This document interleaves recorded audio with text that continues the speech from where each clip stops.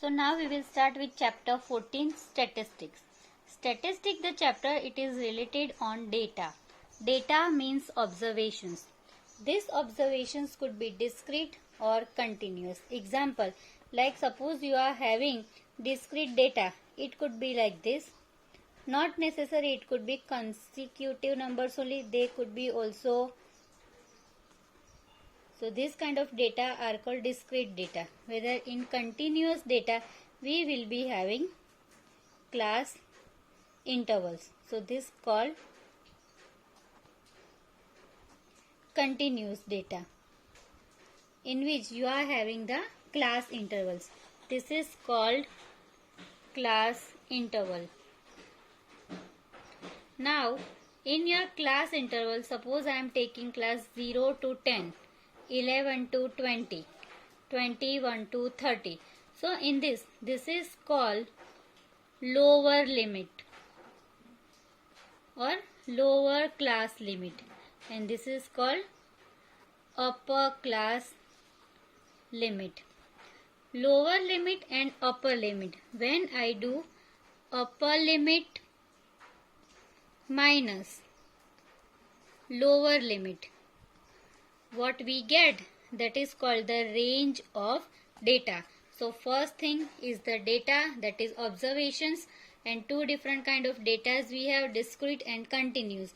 In continuous data we have the class intervals. Then we also call class marks. When we will do the tabular representation, in which our first column will be for the class marks. Upper limit and lower limit. The difference of upper limit and lower limit is called range, or we also call it size or height of class, and that we symbolize with small c. Then comes mean. Mean is nothing else but the average of our given data. Suppose this is our data and we want to find mean. The symbol for mean we use, that is x bar. So if discrete data is there, then that will be nothing else, total data which is given to you divide by number of data. That is the your formula for mean. Nothing we have to do, same what we are doing for average, the same formula here we use it. What here we get, that is our mean.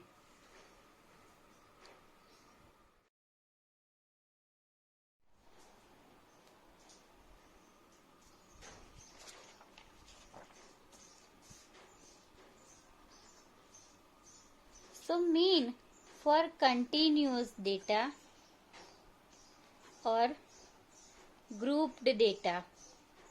Mean for the grouped data, we have three methods by which we can find out mean of our grouped data.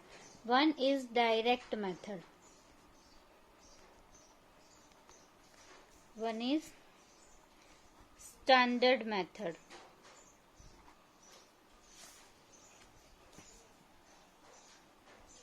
Whom we also called assumed mean method, assumed mean method, or step deviation.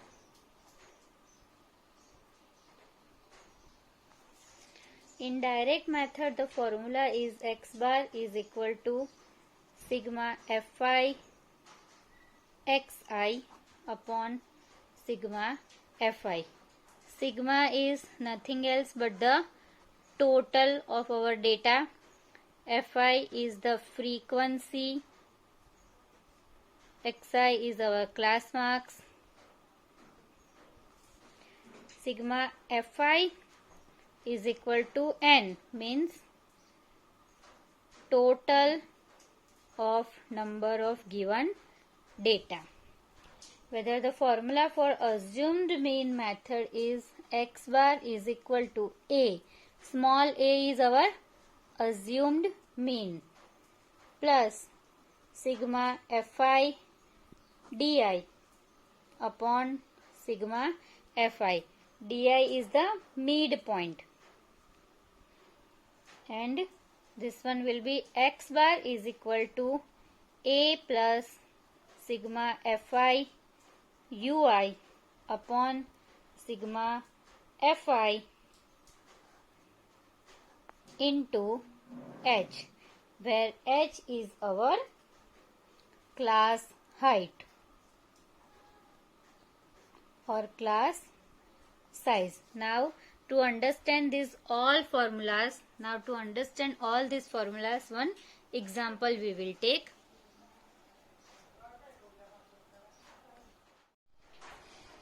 So now I will explain you how to find mean with the help of assumed mean method. You see here one tabular representation I have given you. First is class marks, that is symbolized by xi. 5, 10, 15, 20, 25, 30. These are our datas. Okay. Frequency means 5 observation data 5. It is 4 time occurring. 10, it is 5 time occurring. This is the frequency, means how many times this data is occurring in your tabular representation. Now when we are finding our mean with assumed mean method, you will have to find your di, and di is your xi minus a. So here a, as I have told you that a is your assumed mean. So when you do your frequency tabulation, you will have to keep one assumed mean. So here from any of this number, one data you will have to keep as per your assumed mean. So from here any you can take. It is not like that you middle one only you can take, or last one or bigger one only. Any observation we can assume like our assumed mean, and here I am assuming 15 as my assumed mean.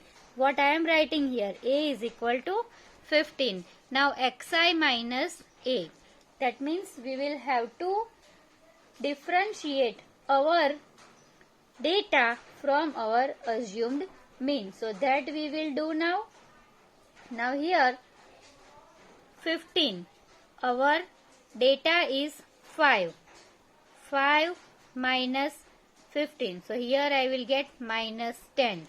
Now 10 minus 15, that means minus 5.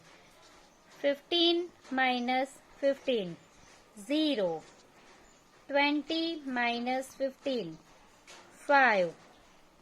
So this way each and every data we will have to subtract from our assumed mean, and you can see that your 0 to upper side and 0 to downside, means here number line representation of integers we can find. Minus 10 plus 10, minus 5 plus 5, and each and every time you will get your assumed mean data like this only. In this form only you will get what position first data will be there, the same in positive also you will get.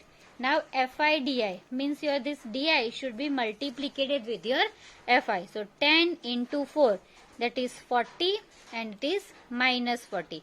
5 5s are minus 25. This is 0.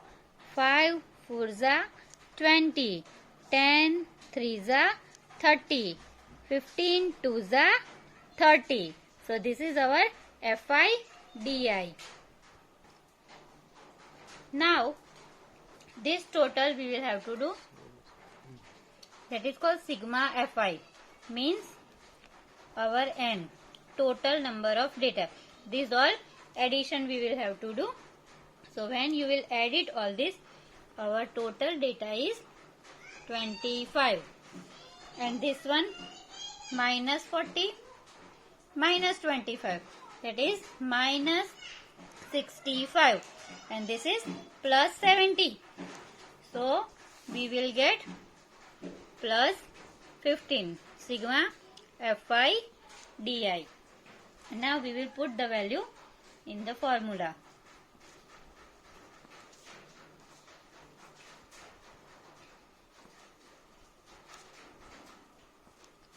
we have already our assumed mean is 15.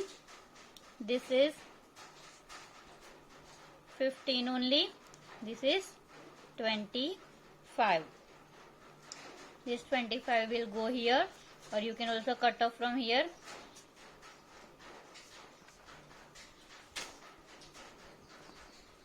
This LCM,